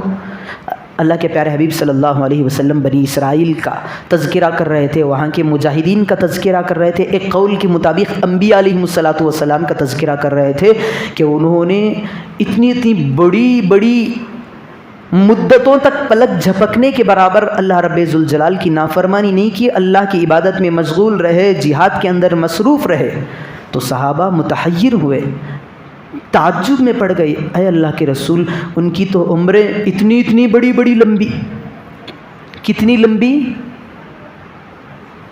400 سال ان کی یہاں بچے بالغ ہونے والے بچوں کی عمریں 400 سال کی ہوتی تھی، ان کی عمریں 1000 پار کر کے چلی جاتی تھی۔ غالباً حضرت عیسیٰ علیہ السلام کی کتابوں میں ملتا ہے ان کے زمانے کے اندر ایک عورت کا لڑکا انتقال ہو گیا، وہ رو رہی، حضرت عیسیٰ علیہ السلام نے پوچھا مائی جان رو کیوں رہی ہے؟ تو اس بیچاری نے کہا عیسیٰ رو نہ تو کیا کروں، میرا لڑکا انتقال ہو چکا ہے۔ پوچھا کتنے سال کا تھا؟ 400 سال کا تھا، میرا بیٹا انتقال ہو گیا۔ تو حضرت عیسیٰ علیہ السلام نے فرمایا ہمارا دور ختم ہو جائے گا تو ایک دور آئے گا پیغمبر آخر الزمان محمد الرسول اللہ صلی اللہ علیہ وسلم کا، ان کی عمریں 60 سے 70 سال کے درمیان ہوگی، من بین 60 و 70، 60 سے 70 سال کی زندگی۔ جیسی بوڑھیا نے سنی تو بوڑھیا کہنے لگی بس اتنی تھوڑی مدت، اگر اللہ اس زمانے کے اندر مجھے پیدا کر دے تو میں ایک درخت کے نیچے اس عمر کو کاٹ کر کے چلی جاؤں گی۔ ان کی تو عمریں ہزاروں کی، 60-70 سال کی زندگی ہے، کوئی حیثیت نہیں ان کے نزدیک۔ ہماری عمریں اتنی ہیں، اللہ کے رسول صلی اللہ علیہ وسلم کی عمر کیا ہے؟ 63 سال کی عمر میں دنیا کو چھوڑ کر کے چلے گئے، بس اتنی ہی عمریں ہماری 60 اور 70 سال کے درمیان کی، یہ نارمل عمریں ہیں۔ اگر کوئی آدمی اس سے زیادہ جی رہا ہے تو وہ بونس میں جی رہا ہے، ورنہ تو ہماری عمریں اتنی ہی ہیں۔ اللہ رب ذوالجلال اس کے پیارے آقا کہہ رہے ہیں من بین 60 و 70، اتنی ہی عمر ہے۔ ہاں اللہ کی نعمت ہے، جو زیادہ 70 سال سے اوپر جو جی رہا ہے اس پر اللہ کی نعمت ہے، لیکن اس نعمت پر بھی اللہ کے پیارے حبیب نے پناہ مانگی ہے۔ اللہ کے پیارے حبیب صلی اللہ علیہ وسلم نے فرمایا اللہم انی اعوذ بک من ارذل العمر، اے اللہ مجھے اس عمر تک نہ پہنچانا، میں ایسی عمر سے پناہ چاہتا ہوں جس عمر کے اندر بندہ پہنچ تو جاتا ہے لیکن دوسروں کا محتاج بن کر کے بیڈ پر چارپائی پر پڑا رہتا ہے۔ سب سے پیاری موت 60 یا 70 سال کے اندر سے دنیا سے چلا جانا ہے۔ جو موت پیارے آقا کو آئی جس عمر کے اندر، اس سے اچھی موت کوئی عمر میں نصیب نہیں ہوتی۔ اگر آدمی 80 سال کا ہو جائے فخر کرے، وہ عمر نہیں ہے، اس عمر سے اللہ کے نبی نے پناہ مانگی ہے۔ وہ اس آج سے 1400 سال پہلے اللہ کے نبی نے پناہ مانگی ہے، اے اللہ اس عمر سے میری حفاظت فرما، میں پناہ چاہتا ہوں جس عمر کے اندر محتاجگی آ جائے، آدمی چل نہیں سکتا، بیٹھ نہیں سکتا، خود سے کھا نہیں سکتا، خود سے استنجا کے لیے جا نہیں سکتا، سارا بیڈ پر ہو رہا ہے۔ وہ 1400 سال پہلے اللہ کے نبی نے دعا مانگی ہے۔ آج وہ زمانہ نہیں رہا، آج اولاد نکمی بن چکی ہے، باپ کھنگ رہا ہوتا ہے، غصہ بیٹے کے چہرے پہ نظر آتا ہے۔ قسم خدا کی آج اولاد کے اندر ایک حصہ بھی درد کا مادہ ہی نہیں ہے۔ تبھی تو اللہ نے کہا ہے قرآن پڑھے، اللہ کہتا ہے قضى ربك الا تعبدوا الا اياه وبالوالدين احسانا اما يبلغن عندك الكبر او احدهما فلا تقل لهما اف۔ اللہ کہہ رہا ہے میری عبادت کرو، میرے ساتھ کسی کو، میری خدائی کے اندر کسی کو شریک نہ کرو۔ اپنی عبودیت کا اللہ جہاں پر کہہ رہا ہے وہاں پر آگے کہہ رہا ہے تمہارے ماں باپ میں سے دو یا کوئی ایک بڑھاپے کو پہنچ جائے۔ اللہ کہتا تو یہ بھی کہہ سکتا تھا جوانی کے اندر ماں باپ کی خدمت کرے، اللہ نے یہ نہیں کہا۔ اللہ کہہ رہا کوئی بوڑھے ہو جائے، 60 سال پار کر جائے، وَلَا تَقُلْ لَهُمَا اُف، اب تجھے میرا آرڈر ہے، تجھے اف کہنے کی اجازت نہیں ہے۔ اللہ نے کیوں کہا بڑھاپا؟ چونکہ بڑھاپے کے اندر آدمی غصے کا بہت زیادہ شکار ہو جاتا ہے، چھوٹی چھوٹی بات پر غصہ کرنے لگتا ہے، یہ انسانی فطرت کے اندر ہے۔ تبھی تو اللہ نے کہا ہے اپنی اولاد سے تیرا باپ 60 سال پار کر چکا ہے، اب بڑھاپا اسے لاحق ہو چکا ہے، اب تجھے میری طرف سے اجازت نہیں کہ تو اس سے اف تک کہے۔ آج دیکھیں جتنے باپوں کی عمریں 60-70 سال پر پار کر چکی ہیں، ایک نظر وہ باپ اپنی اولاد پہ ڈالے، قسم خدا کی باپ ان اولاد سے اپنی نظروں کو پھیر لے گا۔ میرے بھائیوں، یہ دستور ہے۔ میں آج میرے باپ کی قدر نہ کروں، 60-70 سال کی عمریں، اللہ کا دستور ہے۔ وَلَن تَجِدَ لِسُنَّتِ اللَّهِ تَبْدِيلًا، قرآن کہتا ہے، اللہ کی عادت ہے، اللہ کے پاس انصاف کا ترازو ہے۔ اگر جو انصاف تو نے کیا ہے، جو معاملہ اپنے باپ کے ساتھ تو نے کیا ہے، اس انصاف کو اللہ اٹھا کر کے اپنے پاس محفوظ رہے گا۔ جب تو بوڑھا ہو جائے گا، جب تیرا رویہ تیرے باپ کے ساتھ تھا، بعینی پھر اللہ کا انصاف آ جائے گا، تو بوڑھا ہو جائے گا تو تیری اولاد اس سے بدتر ہو جائے گی جس انداز سے تو والدین کے چہرے کو دیکھ کر کے نفرت کیا کرتا تھا۔ قسم خدا کی نوٹ کر کے اپنے دل پر رکھے، یہ میری بات نہیں ہے، ممبر رسول پہ میں میرے پیارے آقا کے الفاظ سنا رہا ہوں۔ جو اولاد نکمی ہے، قسم خدا کی وہ عذاب اس کا باپ نہیں بھوگتا ہوگا، اس سے خطرناک عذاب بھوگت جائے گا۔ اللہ رب ذوالجلال دیکھے گا یہ بندہ اس کی باپ کی قدر نہیں کیا کرتا تھا، تو اللہ رب ذوالجلال اس کی عمر کو بڑھا دیں گے، ایسے اسٹیج میں لے جا کر کے کھڑا کر دیں گے کہ اس کی عمر 80 پہنچ جائے گی، 80 پر 5 پہنچ جائے گی، اب یہ کونے کا رہ جائے گا۔ اب دیکھیں اس کی اولاد اس کی طرف التفات بھی نہیں کرتی، یہ اس کے باپ کے ساتھ اس کا رویہ ایسا رہا ہے۔ خدا کا قانون ہے، خدا کا تبھی کوئی انصاف ہے۔ اللہ انصاف کرنے پہ آ جائے تو کوئی آدمی اس کی پکڑ سے بچ نہیں سکتا۔ تو میں کہہ رہا تھا، اللہ نے بڑھاپے میں کہا ہے کہ اپنے باپ دونوں میں سے کوئی ایک ہو، 60-70 سال کی عمر ان کی چل رہی ہے تو اف تک نہ کہے۔ خدا کا آرڈر، یہ پیغمبر کی بھی بات نہیں، اللہ کی بات ہے۔ تو میں بتا رہا تھا، الغرض بات چلی تھی لمبی عمروں کی۔ لمبی عمر ہمارے اس زمانے میں اللہ کے نبی نے پناہ مانگی ہے، اس پر بات چھڑ گئی۔ پھر میں اپنی پرانی بات پر لوٹ کر کے آتا ہوں۔ اللہ کے رسول صلی اللہ علیہ وسلم اپنے صحابہ سے کہہ رہے تھے کہ بنی اسرائیل کے اندر اتنے عمریں تھی، اتنی اللہ کی عبادت کر رہے تھے، تو صحابہ کو تعجب ہوا۔ تو اللہ رب ذوالجلال نے جبرائیل کو بھیجا، جبرائیل بھاگ کر کے جانا، میرے حبیب کو یہ پیغام دے دینا، لیلۃ القدر خیر من الف شہر، اے میرے محبوب، تجھے اور تیرے صحابہ کو غم کرنے کی کوئی ضرورت نہیں، تمہارے لیے میں نے ایسی رات کا انتخاب کیا ہے، اگر وہ اس رات کے اندر کوئی اپنے آپ کو عبادتوں کے اندر جمع لیتا ہے تو میں اسے 1000 مہینوں سے بڑھ کر اس کے نامہ اعمال میں ثواب کو بھر دوں گا۔ دیکھیں کتنی بڑی عنایت ہے اللہ رب ذوالجلال کی ہم پر۔ یہ دوسرا انعام ہے۔ پہلا انعام کیا ہے؟ لیلۃ القدر میں قرآن پاک کا نزول ہوا۔ دوسرا انعام ہے لیلۃ القدر 1000 مہینوں سے افضل۔ تیسری بات اللہ آگے کہتا ہے تنزل الملائکۃ والروح فیہا باذن ربہم من کل امر، یہ ایسی رات ہے جو جبرائیل کے ساتھ فرشتوں کی ٹیم جو انبیاء کے پاس اترتی تھی، آج کی رات اتنی محتم بشان ہے، ہم سے ملنے کے لیے جبرائیل اترتا ہے، جبرائیل کے ساتھ جبرائیل کی ٹیم اترتی ہے۔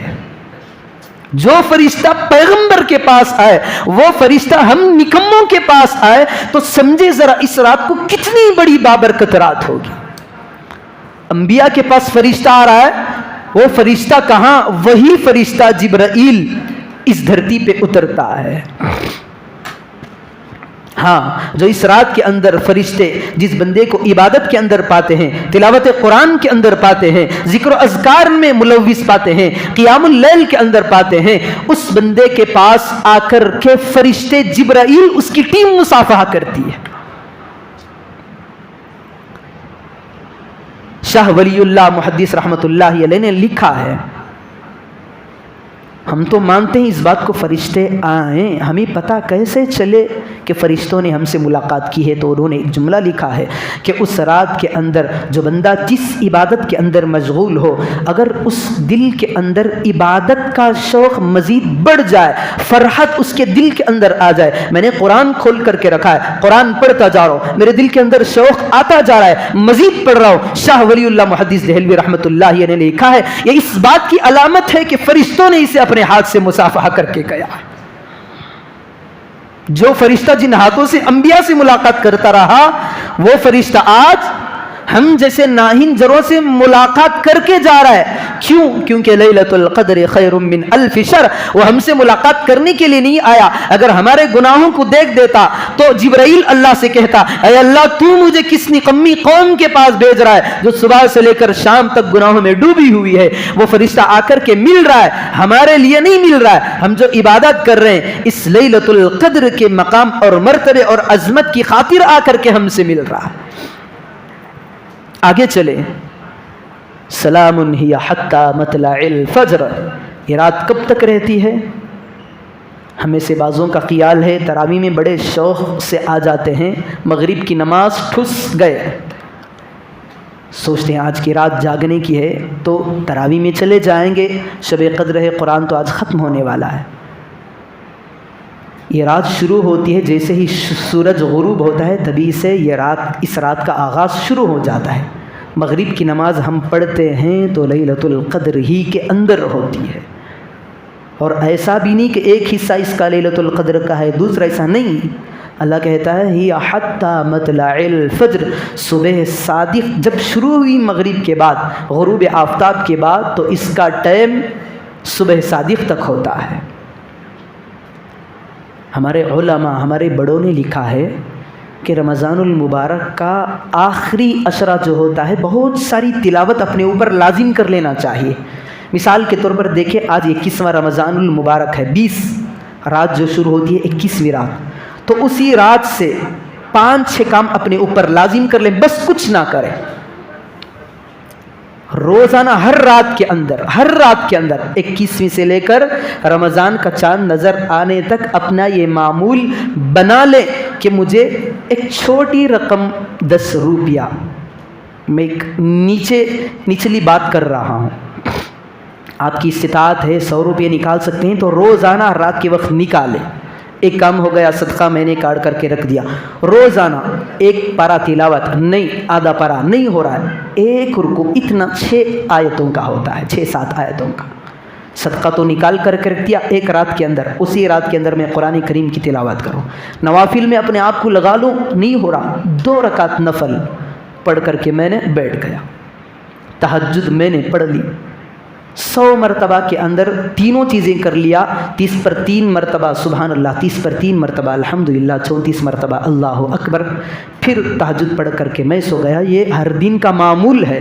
ہر دن روزانہ 100 روپے صدقات میں جا رہے ہیں میرے, روزانہ 1 رکوع کی تلاوت ہو رہی ہے, روزانہ 100 مرتبہ تسبیح بھی پڑھ رہا ہوں, روزانہ تہجد بھی پڑھ رہا ہوں. یہ تو بات یقینی ان 10 راتوں میں سے کسی ایک رات میں تو ضرور لیلۃ القدر ہوگی. اگر لیلۃ القدر کی رات میں یہ ساری چیزیں ہماری جمع ہو جائیں تو ہمارے نامہ اعمال میں مفت کے 80 پر 6 سال کی عبادت کا ثواب مل جائے گا. یہ معمول بنا لے.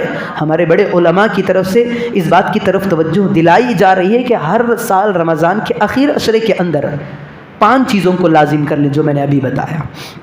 تو میں بتا رہا تھا کہ یہ رات صبح صادق تک رہتی ہے. چلے سورہ قدر مکمل ہو گئی. اب یہ رات کیوں ہے؟ تاکہ گنہگار بندے اپنے اللہ رب ذوالجلال کی طرف لو لگا کر کے اللہ رب ذوالجلال کی طرف گڑ گڑائیں, جہنم کی آگ سے پناہ مانگے. جہنم کی آگ کا احساس ہے کسی کو؟ صرف سنتے آئے, ایک واقعے سے سن لیں کتنی خطرناک ہے. ایک مالدار سے ایک فقیر کی دوستی ہو گئی. فقیر روزانہ بھیک مانگ کر کے لاتا, اس مالدار کے پاس رکھتا, مانگتا, لا کر کے اس مالدار کے پاس جمع کرتا. چونکہ دوستی تو بن گئی تھی, اب لا کر کے جمع رہا ہے, لا کر کے جمع کر کے رکھ رہا ہے, جا رہا ہے جمع کر کے رکھ رہا ہے, چلا رہا ہے. ایک مرتبہ ایسا ہوا کہ یہ کچھ مقدار جمع کر کے وہ فقیر ہضم نکل چکا. ایک عرصہ گزر گیا. اب مالدار کو پریشانی ہوئی, بھائی فقیر کی امانت ہے, یہ بندہ بیچارہ آ نہیں رہا ہے, کیا بات ہے؟ تو اس کا ایڈریس تھا اس کے پاس. ایڈریس پتے پر جا کر کے پہنچا, جا کر کے گھر کے اندر جھانک کر دیکھا تو چارپائی پر پڑا ہوا ہے, چند دن کا مہمان ہے. یہ اس کے پیسوں کو اٹھا کر کے لے گیا وہاں پر. پوچھا کہ بھائی میں بہت دنوں سے پریشان تھا تم کیوں نہیں آیا کرتے تھے؟ تمہارا یہ مال تھا، مجھے ڈر تھا کہ کہیں تمہاری امانت مجھ سے رہ جائے۔ تب اس فقیر نے کہا میرے اندر بھی اس بات کی بہت خواہش تھی کہ میرا مال تمہارے پاس پھنسا ہوا ہے، کیسے لوں؟ اس نے کہا چلو تم ہی آ گئے، اچھی بات تھی۔ اب کہا دیکھو میں دنیا سے جا رہا ہوں، میرے آخری لمحات آ چکے ہیں، اب میں تو چلا جاؤں گا، جب مجھے قبر کے اندر رکھا جائے تو اس روپیوں کو میری قبر کے اندر ایک حصے میں رکھ دینا۔ دیکھیں کتنی ہوس ہوتی ہے دنیا کی، دنیا سے جا بھی رہا ہے، پتہ ہے اسے کھائے گا نہیں، یہ مال کیا رشوت میں فرشتوں کو دے گا، ساری چیزیں اس کی پھوڑ کر کے رکھ دیں گے، پھر بھی ہوس دیکھیں، ساری چیزوں کو کہہ رہا ہے کہ یہ مال، یہ روپیے لے جا کر کے میرے قبر میں ایک سائیڈ میں کونے میں رکھ دینا۔ اب چونکہ اس کی وصیت تھی، مالدار ان پیسوں کو لے جا کر کے اس فقیر کے قبر کے گھڑے کے اندر کونے میں رکھ دیا، مٹی ڈال کر کے واپس آ گیا۔ دیکھیں مال کی حرص بڑی خطرناک ہے، تبھی تو اللہ نے کہا ہے انما اموالکم و اولادکم فتنہ، تمہارا مال سراسر فتنہ ہے۔ دفن کر چکا ہے، جب واپس آ رہا تھا تو وہ روپیے جو اندر گڑھے میں پڑے ہوئے تھے اسے پکار رہے تھے۔ اس نے سوچا کہ چلو بھائی وہ تو مر چکا ہے، اس کے کیا کام آئیں گے یہ پیسے، جا کر کے میں قبر میں کھود کر کے اس کی جگہ سے ان پیسوں کو اٹھا لوں، میری تو دنیا بن جائے گی۔ کتنی نکمی دنیا ہے، 5 پیسوں کی خاطر، ان سکوں کی خاطر مردار کی قبر کے اندر سے کھود کرنے پر مجبور ہو چکا ہے، تو سوچے مال کتنا گھٹیا ہوتا ہے۔ کھودا، نکالا، مٹی کو ہٹایا، اٹھا کر کے دیکھا تو ادھر جس جگہ پہ رکھا ہوا تھا اس جگہ پر پیسے نہیں ہیں، اس کے سینے سے چپک چکے ہیں۔ دیکھا درہم تو ادھر نہیں ادھر ہی پڑے ہوئے، جیسے اس نے ٹچ کیا اسے ایک کرنٹ لگا، بظاہر نظر نہیں آ رہا تھا۔ ہم تو کہتے ہیں نا مردے کو رکھنے کے بعد قبر کا عذاب کہاں سے ہوتا ہے؟ بھائی جب ہماری آنکھیں بند ہوگی، جب ہم جائیں گے تب چیخیں ماریں گے، تب احساس ہوگا واقعتاً قبر کا عذاب برحق ہے۔ اس نے جا کر کے دیکھا، اس نے ایک سکے کو اٹھانا چاہا، نظر تو کچھ نہیں آ رہا تھا، جیسے اس نے ٹچ کیا اس رقم کو، روپیے کو، سکے کو، اسے کرنٹ شاک لگا۔ جیسے ہی ہاتھ کو اس نے اٹھایا تو ایسی غضب کی تکلیف، ایک آدمی ہاتھ میں پیٹرول ڈال کر آگ جلائے تو کتنا خطرناک جلتا ہے ہاتھ، یا سمجھے ہاتھ جلنے کے بعد پانی ڈالے تو کیسا جل رہا ہوتا ہے، اس سے خطرناک ہاتھ اس کا جل رہا ہے۔ طبیبوں کے پاس جا رہا ہے، فلاں کے پاس جا رہا ہے، ڈاکٹروں کے پاس جا رہا ہے، گولیاں دوائیوں پہ دوائیاں کھاتا جا رہا ہے، کوئی کم ہونے کا نام نہیں، روتا ہوا، تڑپتا ہوا، ہر وقت ہاتھ میں پانی کا کٹورا لے کر کے ہاتھ میں ڈال کر کے گھوم رہا ہے تاکہ جو جلن ہے اس کے اندر تخفیف اور کمی آ جائے۔ کسی بندے نے سے کہا کہ بھائی ڈاکٹروں کا علاج کام آنے والا نہیں ہے، ہمارے ہم بزرگ ہیں، شاہ عبد العزیز رحمۃ اللہ علیہ، ان کا دور تھا، بڑی بزرگ شخصیت تھی۔ ان کے باپ شاہ ولی اللہ محدث دہلوی رحمۃ اللہ علیہ، ان کے باپ شاہ عبد الرحیم صاحب نور اللہ مرقدو، دادا بیٹا پوتا، ایسا یہ خاندان تھا۔ اللہ رب ذوالجلال نے ان کے خاندان میں ولیوں کو پیدا کیا ہے۔ کسی نے بتایا کہ ان کے پاس جاؤ، کم از کم دعا تو کروا لینا۔ صاحب کشف و کرامت تھے، تھوڑی دیر مراقبے میں بیٹھ جائے، اپنا تعلق اللہ سے قائم کر لے تو اللہ رب ذوالجلال انہی وہ چیزیں معلوم کروا دیتا ہے جو ان پر ہوئی ہیں۔ اب یہ بندہ گیا، جا کر کے شاہ عبد العزیز رحمۃ اللہ علیہ کے پاس بیٹھ گیا، جا کر کے کہا حضرت میں نے بہت بڑی غلطی کی، میں نے ان سکوں کو اٹھانے کے لیے قبر کھود کر کے میں نے ان پیسوں کو نکالنا چاہا، جیسے ہی میں اپنا ہاتھ کو ان سکوں کے پاس لے گیا تو ایسی آگ نے مجھے چھو لیا، بظاہر نظر نہیں آ رہی تھی، جس کی جلن آج تک مجھ سے محسوس ہو رہی ہے، یہ ختم ہونے کا نام نہیں لے رہی۔ میں ڈاکٹروں کے پاس گیا، حکماء کے پاس گیا، حکیموں کے پاس گیا، کوئی بھی تدبیر کسی کی کام نہیں آ رہی، آپ علاج بتلا دیں۔ ایک بہت بڑا اس کے اندر پیغام ہے امت مسلمہ کے لیے۔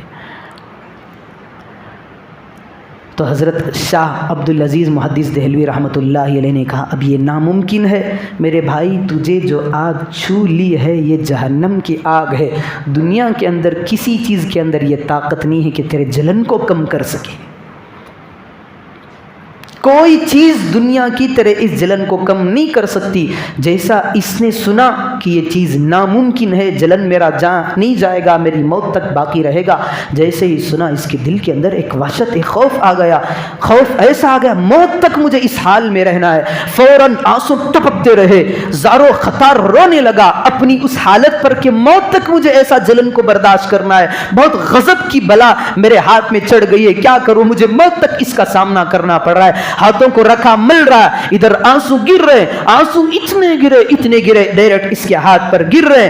عبدالعزیز رحمت اللہ علیہ نے کہا جو آنسو تیرے رخسار سے نکلتے ہوئے تیرے ہاتھ پر پہنچے اس کو اس ہاتھوں سے اس طرح مل لینا. اس بندے نے ان لگے ہوئے ہاتھ کے اندر ہاتھوں کے اندر آنسوؤں کو جو لگے تھے اٹھا کر کے اس طرح ملنا شروع کیا. 2 منٹ کا وقفہ بھی نہیں گزرا تھا کہ ہاتھوں کے اندر سے وہ جلن ختم ہو گیا. اس بندے نے پوچھا حضرت آپ کی اتنی بڑی کرامت. حضرت شاہ عبدالعزیز رحمت اللہ علیہ نے کہا میری کرامت ورامت کچھ نہیں ہے، یہ تو حدیث کی بنا پر ہوا ہے. میرے آقا کا فرمان ہے دنیا کی آگ اس کے مقابلے میں جہنم کی آگ سینکڑوں زیادہ سخت ہوتی ہے. آگ کو بجھایا کیسے جائے؟ صرف ندامت والے 2 آنسوؤں کے قطرے. اس کے اندر ایسا اللہ نے طاقت رہی ہے ان آنسوؤں کے اندر، جہنم کی غضب کی آگ کو بھی یہ بجھا سکتی ہے. وہی تیرے ندامت والے خوف والے آنکھوں سے آنسو نکلے، یہ آنکھوں اس ہاتھ پر پڑے، تو نے مل لیا. میرے حبیب کی بات سچ ہے، آنسوؤں کے قطرے جہنم کی جلن کو بجھا سکتے ہیں. تو یہ حدیث کی بنا پر ہوا ہے. تو اللہ رب ذوالجلال کہہ رہا ہے میں نے ایسی راتوں کو تمہارے ہاتھوں میں تھما دیا ہے، آؤ میرے دربار کے اندر 2 قطروں سے جہنم کی آگ جو تمہارے حق میں جلائی جا رہی ہے اس جہنم کی آگ کو آج ہی دنیا کے اندر بجھا لو. کتنی بڑی رات ہے. نوازش بھی اللہ رب ذوالجلال اللہ دینے پہ آ رہا ہے. ہم نکمے ایسے ہیں کہ لینا ہی نہیں چاہتے. اگر بندہ افسوس کرتا ہے صدق دل سے کہ اللہ میں بہت بڑا نکمہ ہوں، کمتر ہوں، ضعیف ہوں، اے اللہ سرتا پا ساری چیزیں میرا ہر عضو گناہوں میں ڈوبا ہے، صرف احساس بھی آ جائے کسی کے دل کے اندر صحیح معنوں میں اللہ اس کی بھی بخشش کر دیتا ہے. حضرت عیسیٰ علیہ السلام ایک مرتبہ راستے میں جا رہے تھے اور ان کے ساتھ ان کے حواریوں میں سے ایک حواری کسے کہتے ہیں؟ حضرت عیسیٰ کے ماننے والوں کو. حواریوں میں سے ایک حواری حضرت عیسیٰ کے ساتھ جا رہا تھا. حضرت عیسیٰ سامنے آ رہے، تھوڑے فاصلے پر یہ جا رہا ہے. ایک چور لکھا ہے کتابوں کے اندر 40 سال تک اپنی ڈیوٹی چوری کی ہے. اس نے 40 سال تک اپنے آپ کو چوری کے کام میں لگا دیا. تو اس نے سوچا کہ سامنے غالباً حضرت عیسیٰ جا رہے ہیں اور اس کے کچھ فاصلے پر حضرت عیسیٰ کا ماننے والا بزرگ جا رہا ہے. وہ تو کتنا پاک ہے، میں کتنا نکمہ ہوں، کتنا کم بخت ہوں، میں نے 40 سال تک اپنے آپ کو چوری کے کام میں لگا دیا. سوچا کہ چلو اس کے ساتھ ہو جاؤں. صرف اتنا سوچا کہ اس نے میں اس حواری کے ساتھ ہو جاؤں. جب یہ تیزی سے چلنے لگا حواری کو معلوم ہوگا کہ میرے پیچھے جو آ رہا ہے وہ چور ہے. یہ اور تھوڑا تیزی سے آگے چلنے لگا تاکہ میں حضرت عیسیٰ سے قریب ہو جاؤں. اللہ نے حضرت عیسیٰ علیہ السلام پر وحی کی. عیسیٰ غالباً عیسیٰ ہوں گے یا موسیٰ ہوں گے. حضرت عیسیٰ جو پیچھے تمہارے دونوں لوگ چل کر کے آ رہے ہیں ان سے کہو کہ تم اپنے اعمال کو از نو شروع کریں. جتنے اعمال تھے دونوں کے میں نے مٹا دیے. جو تمہارے پیچھے تمہارا ماننے والا چل رہا تھا اس کے اندر تکبر تھا، اس نے اپنے چور کو دیکھ کر کے آگے بڑھنا چاہا، اس سے نفرت اس کے دل کے اندر تھی. میں نے اس کے تمام اعمال کو مٹا دیا اس کے تکبر کی بنیاد پر. اور پیچھے والا جو چور تھا اس کے دل کے اندر ندامت تھی، خدا کا خوف تھا. وہ یہ افسوس کر رہا تھا کہ میں اتنا گناہوں کا مارا اس آدمی کے ساتھ، عبادت گزار کے ساتھ کیسے مل سکتا ہوں. اس کے اندر یہ بات تھی تو مجھے اتنی پسند آئی، اس کے سارے گناہوں کو مٹا دیا، اس کی نیکیوں کو مٹا دیا تکبر کی وجہ سے، اس کے گناہوں کو ختم کر دیا اس کی عاجزی کی وجہ سے. اب تم ان دونوں سے کہو کہ دونوں اثرنو اپنے اعمال کو شروع کریں. اب دونوں کا نامہ اعمال بالکل خالی ہے. چور اس کی گناہ بھی پاک، جو یہ نیک حواری تھا، عبادت گزار تھا، اس کی نیکیوں سے صاف نامہ اعمال۔ دیکھیں اللہ کتنا بڑا دیالو ہے، کتنا بڑا دینے پہ آتا ہے۔ تو اللہ کی دین کتنی بڑی ہے، صرف دل کے اندر ارادہ آتا ہے تو محض اس کے ارادے کی بنیاد پر اللہ عطا کرنے والا ہے۔ اب میں اپنی بات کو سمیٹ کر بالکل آخر میں آ چکا ہوں۔ دیکھیں ایک بہت بڑی قدر و منزلت کی رات ہے۔ اللہ رب ذوالجلال ہر بندے کی بخشش کر دیتا ہے سوائے 4 آدمیوں کی۔ پہلا آدمی شرابی، جس نے اپنی آنتوں کو، اپنے پیٹ کو ہر وقت ہمیشہ شراب سے تر کرتا رہا، اس کی کبھی بھی مغفرت نہیں ہوگی۔ اس رات کے اندر بھی صبح تک گڑ گڑائے، اللہ اس کی بخشش نہیں کرے گا۔ بھائی اس نے اپنا مشغلہ شراب پینا بنا لیا، رات میں آیا، صبح تک گڑ گڑائے گا، پھر جا کر کے شراب پیے گا، تو کہاں سے اللہ اس کی بخشش کرے گا؟ دوسرا آدمی لگاؤ بجھا کے جو کام کرتا ہے، یہاں کی بات وہاں پہنچا رہا ہے، وہاں کی بات ادھر۔ اللہ کے پیارے حبیب صلی اللہ علیہ وسلم نے فرمایا لا يدخل الجنت قاطع، جو رشتوں کو توڑتا ہے وہ کبھی بھی جنت کے اندر اس کا داخلہ نہیں ہو سکتا۔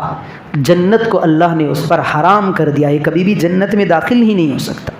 یہاں کی بات لے رہا ہے، دیکھ رہا ہے کہ یہ میرا دوست ہے، وہ دشمن ہے، اب میرے دوست کو اس کا دشمن بنا دوں، لگا رہا ہے، بجھا رہا ہے، اس کی بات خواہ اسے پہنچا رہا ہے، اس کی بات اسے پہنچا رہا ہے۔ یہ تو آپس میں دونوں ہیں، لیکن ان کی دوستی کٹ کرنا چاہتا ہے، بھائی بھائی سے جدا کرنا چاہ رہا ہے، بہن بہن سے تیسری بہن کو جدا کرنا چاہ رہی۔ اللہ کے پیارے حبیب صلی اللہ علیہ وسلم نے فرمایا کہ رات میں اگر ایسی کمبخت صفات کے لوگ اگر اللہ کے دربار میں صبح تک گڑ گڑائے، اللہ معاف نہیں کرتا۔ تیسری چیز آئے، جس کے دل کے اندر کینہ ہو، بغض ہو۔ بغض الگ ہے، کینہ الگ ہے۔ بغض کہتے ہیں کسی کو دیکھ کر دشمنی کرنا، یہ میرا دشمن ہے، منہ پھیر لیتا، اسے بغض کہتے ہیں۔ کینہ کسے کہتے ہیں؟ کینہ بدلہ لینے کو کہتے ہیں۔ بھائی میرے ساتھ اس نے ایسا کیا ہے، میں نے معاف نہیں کیا، مجھے بدلہ لینا ہے۔ سانپ اور اونٹ کی یہ اوصاف ہوتی ہیں۔ سانپ کو آپ 1000 سال تک دودھ ڈالتے رہیں، ایک مرتبہ موقع کی طاق میں رہے گا، آپ ہی کو ڈس دے گا۔ اور اونٹ کی بھی یہی صفت ہے، کتنا بھی ہمدردی اس کا مالک اس سے جتائے، موقع ملنے پر اسے ہی رون دے گا۔ یہ اونٹ کی صفت ہے۔ کینہ الگ چیز ہے، بغض الگ چیز ہے۔ بغض صرف دشمنی رکھنا ہے، کینہ دل کے اندر بدلہ لینے کا یقین اور امید اپنے دل کے اندر پیدا کرنا، اسے کہتے ہیں کینہ۔ اللہ کہتا ہے اس رات کے اندر کینہ پرور جو اپنے دل کے اندر بدلہ لینے کا سوچتا ہے، معاف نہیں کرتا، وہ بھی رات بھر گڑ گڑاتا رہے، اسے بھی معاف نہیں کروں گا۔ ایک شرابی، دوسرا رشتوں کو توڑنے والا، تیسرا کینہ پرور، چوتھا ہے والدین کا نافرمان۔ ایک چھوٹا واقعہ اس سلسلے میں بتا کر کے اپنی بات ختم کر دوں۔ بنی اسرائیل کے اندر ایک عابد تھا، بخاری شریف کے اندر یہ واقعہ پیارے حبیب صلی اللہ علیہ وسلم نے بیان فرمایا ہے۔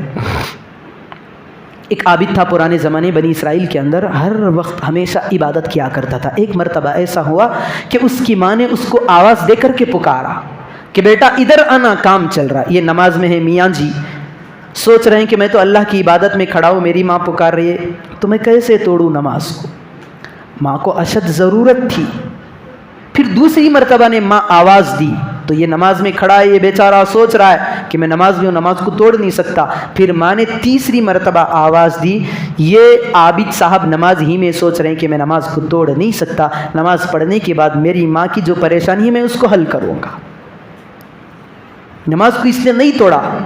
اب ماں وہاں سے پکار رہی ہے، یہ آواز نہیں دے رہا ہے۔ ماں نے سوچا کہ میرا بیٹا نافرمان ہو چکا ہے، اس نے بد دعا کا ایک جملہ کہا، اپنے بیٹے کا نام لے کر کے کہا جب تک کسی بدکار کا چہرہ تو نہ دیکھ لے تب تک تجھے موت نہیں آ سکتی۔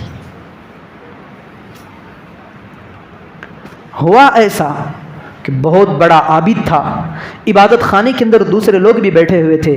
ایک عورت آئی، چھوٹے سے 2 3 4 دن کے بچے کو لے کر کے آئی، آ کر کے کہنے لگی لوگوں سے تم اسے امام بنا رہے ہو، اس نے تو مجھ سے زنا کیا ہے، بدکاری کی ہے، وہ اس کا بچہ یہی ہے۔ اتنا بڑا عابد جیسے ہی لوگ سننا تھا، چونکہ آج کل ایسا ہی ہے، لوگوں کے اندر تحقیق کا جذبہ بالکل ختم۔ جہاں پر تحقیق کرنا ہے وہاں تحقیق نہیں کرتے، جہاں پر تحقیق نہیں ہوتی وہاں پر کھریدنے کی کوشش کرتے ہیں۔ اگر کوئی معاملہ آ جائے ہمارے پاس کسی آدمی کے بارے میں، یہ معلوم ہو جائے کہ یہ آدمی بدکار ہے، تو پٹائی شروع نہیں، پہلے معاملے کی تحقیق تک پہنچنا چاہیے۔ اب جیسے ہی اس عورت کی بات کو لوگوں نے سنا، ایسی پٹائی شروع کی، اسے مار مار کر کے اس کا حال برا کر دیا۔ اوپر سے جو اس کا عبادت خانہ تھا اس کے ڈھیر کر دیے، اس کو توڑ کر کے اس کے اوپر ڈال دیا۔ مطلب یہ نیچے نہیں گرا، اس کے عبادت خانے کو بھی پھوڑ دیا۔ اب اسے احساس ہوا، یا اللہ میری ماں کی بد دعا مجھے لگ چکی۔ میری ماں نے کہا تھا کہ جب تک تو کسی بری عورت کا، فاحش عورت کا چہرہ نہ دیکھ لے تب تک تو ذلیل نہ ہو جائے، اس وقت تک تجھے موت نہیں آتی۔ اے اللہ ماں کی بد دعا لگی مجھے، میں ذلیل بھی ہوگا، لیکن یہ معاملہ کیا ہے اللہ، تو مجھے اس کا القاء کر دینا، بتا دینا۔ تو اس زمانے کے پیغمبر پر وحی آئی کہ جا کر کے اس سے کہو کہ جو بچہ وہ عورت اٹھا کر کے لائی ہے اسی سے پوچھ لے۔ روایتوں میں ملتا ہے 4-5 بچے ایسے ہیں جن کو 2-3 دن کی عمر کے اندر، پیدا ہونے کے 2-3 دن ہی میں اللہ نے ان کے اندر بات کرنے کی صلاحیت دی تھی۔ ایک تو حضرت عیسیٰ علیہ السلام، سورہ مریم کے اندر اللہ رب ذوالجلال نے اس کو بیان فرمایا ہے۔ حضرت عیسیٰ علیہ السلام گہوارے میں جھولتے بچے، لوگ آ کر کے پوچھنے لگے حضرت عیسیٰ کی ماں سے، یہ بچہ کہاں سے آیا؟ تو حضرت مریم کہنے لگی مجھ سے کیا پوچھتے ہو، پوچھ لو نا اس بچے سے۔ تو ان لوگوں نے کہا مریم تو ہمیں بے وقوف سمجھتی ہے، گہوارے میں جھولتا بچہ کہیں بات کیا ہے آج تک؟ تو فوراً حضرت عیسیٰ علیہ السلام بول پڑے انی عبد اللہ آتانی الکتاب وجعلنی نبیا۔ اس کو سورہ مریم کے اندر اللہ رب ذوالجلال نے نوٹ کیا ہے۔ 3-4 بچوں نے بچپن کے اندر بات کی ہے، اس میں سے ایک یہ بنی اسرائیل کا۔ تو اس نے اس بچے سے پوچھا، وہ عابد جس کی پٹائی ہوئی تھی، پوچھا کہ بھائی بیٹا یہ بتا تیرا باپ کون ہے؟ تو اس معصوم بچے 2-3 دن کا بچہ نے کہا کہ فلاں جنگل کا چرواہا میرا باپ ہے۔ واضح ہو گیا تو پتہ چلا کہ ماں کے پکارنے پر نہیں آیا تو اس کی اتنی بڑی سزا، لوگوں میں ذلیل بھی ہونا پڑا، اس کی پٹائی بھی ہوئی، اس کا جو عبادت خانہ ہے اسے بھی ڈھیر کر دیا گیا۔ تو پیارے آقا جناب محمد رسول اللہ صلی اللہ علیہ وسلم نے فرمایا، اس کا نام جریز ہے، بخاری شریف کی روایت ہے۔ وہ تو عابد تھا، عالم نہیں تھا۔ اگر عالم ہوتا، اس کے اندر علم ہوتا تو اپنی نماز کو توڑتا، فوراً ماں کے پاس جاتا، چونکہ اس کے مسئلے کا علم ہوتا۔ میں نماز پڑھ رہا ہوں، بعد میں بھی پڑھوں گا، لیکن جو پریشانی میری ماں کو آئی ہے اگر میں نے اس کو نہیں ٹالا تو پھر دوسری مرتبہ موقع مجھے نہیں ملے گا۔ اللہ کے رسول نے فرمایا یہ جریز جو ہے یہ عابد تھا، عابد کے اندر علم نہیں ہوتا، صرف وہ تو عبادتوں کے اندر لگتا ہے۔ تبھی تو اللہ کے پیارے حبیب صلی اللہ علیہ وسلم نے فرمایا ایک عالم 1000 عبادت کرنے والے، تہجد پڑھنے والے، تلاوت کرنے والے، ذکر و اذکار کرنے والوں پر ایک عالم بھاری ہے۔ ایک طرف 1000 عابد ہے، تہجد گزارے، ایک طرف ان کو رکھ دو، ایک طرف ایک عالم۔ کئی بسا اوقات ایسا ہوتا ہے عالم سو رہا ہوتا ہے، یہاں پر یہ 1000 لوگ عبادت میں مشغول رہتے ہیں، لیکن اللہ رب ذوالجلال اس عالم کا سونا ان عبادت گزاروں کے ثواب سے بڑھا دیتا ہے، چونکہ اسے پتہ ہوتا ہے عالم کو کس وقت میں عبادت کرنی ہے، کس مسئلے کے اندر کون سا قدم رکھنا ہے۔ تو اللہ کے پیارے حبیب صلی اللہ علیہ وسلم نے فرمایا یہ تو صوفی ہے، یہ تو عابد ہے، اس نے اپنی ماں کا جواب نہیں دیا، اگر عالم ہوتا تو جواب دے دیتا۔ تو کتنی بڑی وعید ہے۔ تو یہ آخر کا بدبخت وہ ہے جو والدین کا نافرمان، والدین کا نافرمان بھی اگر ایسی مجلسوں میں بیٹھ جائے، بالکل عاجزی بھی کرتا رہے، اپنے اللہ سے لو لگا کر مانگتا رہے، صبح تک بغیر سوئے دعا کر کے آنسوں کے اندر آنکھوں کے اندر آنسو ختم کر کے اس کی آنکھوں میں سے خون بھی آ جائے، قسم خدا کی اللہ اسے بخش نہیں دے، معاف نہیں کرے گا۔ دن بھر ماں باپ کو ستا رہا ہے، یہاں پر آ کر کے بہانے بنا کر کے اللہ کے ساتھ ڈورے ڈال رہا ہے، اللہ معاف نہیں کرے گا۔ تو یہ 4 شخص ہیں۔ پہلا شخص شرابی، دوسرا شخص رشتوں کو توڑنے والا، تیسرا شخص اپنے دل کے اندر کینے کو پالنے والا، چوتھا شخص والدین کی نافرمانی کرنے والا۔ یہ کم بخت لوگ ہیں، ایسی بڑی بڑی قیمتی راتوں میں بھی ان کی مغفرت نہیں ہوتی۔ ہاں، سلوشن کیا ہے؟ آج تک میں ستاتا رہا، ان کے قدموں میں جا کر کے یہ ارادہ کر لوں کہ مجھے آج سے معاف کر دے، آج کی مبارک رات، آج کے بعد کبھی بھی میں تمہیں نہیں ستاؤں گا۔ وہاں سے معافی تلافی کر لیا، پھر اللہ کے دربار میں آ رہا ہے، ہو سکتا ہے کہ اب اللہ اسے معاف کر دے۔ کسی سے اس کے دل میں کینہ ہے تو اس نے ٹھان لیا کہ آج کے دل کے اندر میں اپنے کینے کو پاک کر دوں گا، ذرہ برابر میرے بھائی کے سلسلے میں اپنے دل کے اندر کینے کو نہیں پالوں گا۔ پھر آ کر کے اللہ سے کے سامنے گڑ گڑائے تو اللہ معاف کر دے گا۔ شرابی صبح میں شراب پی رہا ہے، رات میں دعا کر رہا ہے، دوسرے دن پھر شراب پی رہا ہے، رات میں دعا کر رہا ہے، اس کی دعا مقبول نہیں، ساری رات بیٹھ جائے۔ ہاں، اس نے ٹھان لی کہ اے اللہ میں گناہ کرتا رہا، آج سے میں شراب کو چھوڑ چکا ہوں، تہیہ کر لیا کہ موت تک میں کبھی تک اس کو نہیں پیوں گا۔ اب اس کی رات میں اللہ رب ذوالجلال کے سامنے دعا کر رہا ہے تو دعا قبول۔ رشتے ناطے توڑنے والا دل کے اندر عزم کر لیتا ہے، جن بھائیوں کو اس نے توڑا ہے اگر جوڑ دیا ہے، جوڑنے کے بعد فیصلہ کر لیا دل کے اندر کبھی بھی میں نہیں توڑوں گا، اللہ کا خوف اس کے دل کے اندر آ گیا، اب دعا مانگ رہا ہے تو اس کی دعا اللہ کی ذات سے امید ہے کہ قبول ہو جائے۔ تو یہ ساری چیزیں ان سے بچنا چاہیے۔ اگر کسی کے اندر ان چیزوں میں سے کوئی ایک چیز بھی ہے تو اپنے اس عمل پر اسے سوچنا چاہیے کہ آج کے رات میں اس کی مغفرت نہیں ہوتی۔ تو اللہ رب ذوالجلال کی طرف سے اتنی بڑی رات یہ نعمت ہے ہمارے لیے، اس رات کے اندر اللہ رب ذوالجلال سے لو لگائے، عبادت کرے۔ دیکھیں کوئی نماز متعین نہیں ہے آج کی رات میں۔ بہت سارے لوگ کہتے ہیں کہ بھائی یہ رات پڑھ لیں گے تو ساری عمر بھر میں جتنی نمازیں قضا چھوڑ دی ہم وہ پوری ہو جائیں گی۔ نہیں، نماز کبھی بھی معاف نہیں ہے۔ بہت سے لوگ کہتے ہیں کہ 4 رکعت پڑھ لیں گے، کوئی عجیب نماز، یہ فلاں رکعت میں یہ سورہ پڑھنا ہے، دوسری رکعت میں یہ سورہ، تیسری رکعت میں یہ سورہ، چوتھی رکعت میں یہ سورہ، 4 رکعت پڑھ لو، ساری نمازوں کی چھٹنی، جتنی ہم سے نمازیں چھوٹی ہیں وہ معاف ہو جائیں گی۔ ایسا نہیں ہے، نماز کبھی بھی معاف نہیں ہوتی۔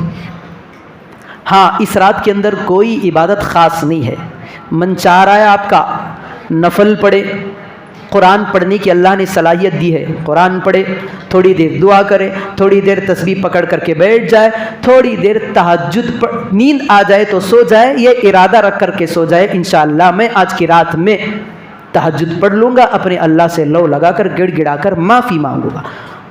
تو جو کام یہ کرنے ہیں یہ کرنے کے کام ہیں۔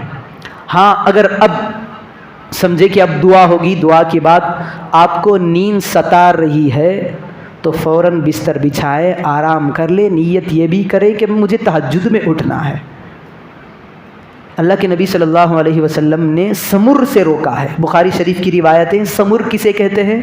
رات میں گپ شپ کرنا، عبادت میں من نہیں لگ رہا، ٹھیک ہے سو جائیں، کم از کم اللہ پاک اسے برائیوں سے تو بچائے گا۔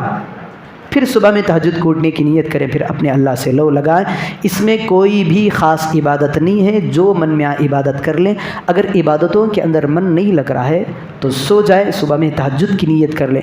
ولو بالفرض صبح میں اٹھنے میں تاخیر ہو گئی، تہجد کا وقت بھی ختم ہو گیا تو اللہ رب ذوالجلال صرف ہماری نیت کے بیس پر تہجد کا ثواب، جو بندہ یہ اٹھ کر جتنے رکعتیں پڑھ سکتا تھا وہ ثواب ہمیں مفت میں دے گا، صرف نیت پر۔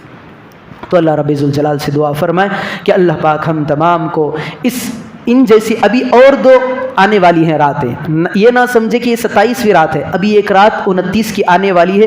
2 پیغام میں آپ کو دینا چاہتا ہوں۔ ہو سکتا ہے کہ آج کی رات لیلۃ القدر نہ ہو تو کیا کریں گے؟ اگلی رات لیلۃ القدر کی ہوگی، ایک بات یہ۔ دوسری بات یہ کہ آج صرف تراویح میں قرآن ختم ہوا ہے، تراویح ختم نہیں ہوئی۔ دیکھیں، ہم سمجھتے ہیں کہ آج قرآن تو ختم ہو چکا ہے، جیسے ہی ادھر ٹھن گھنٹہ بجا ادھر بستر کو سجا دیا جاتا ہے۔ کیوں؟ تراویح کو ٹاٹا بائے بائے ہم نے کر دیا، بھائی قرآن ختم ہوا ہے، تراویح ختم نہیں ہوئی۔ اس بات کا خاص اہتمام کریں اور دیکھیں 2 دن کی تراویح ملے گی، اپنے آپ کو سعادت مندی سمجھ کر کے مسجد میں لائیں۔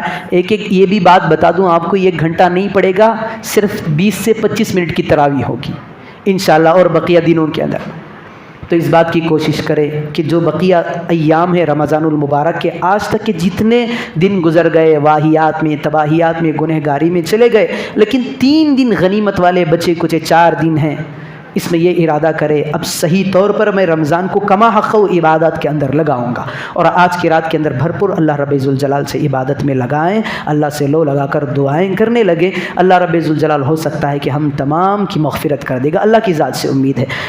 اللہ رب ذوالجلال سے دعا فرمائیں کہ اللہ پاک ہم تمام کو کہی ہوئی اور سنی ہوئی باتوں پر عمل کی توفیق عطا فرمائے۔ آمین۔ وآخر دعوانا ان الحمد للہ رب العالمین۔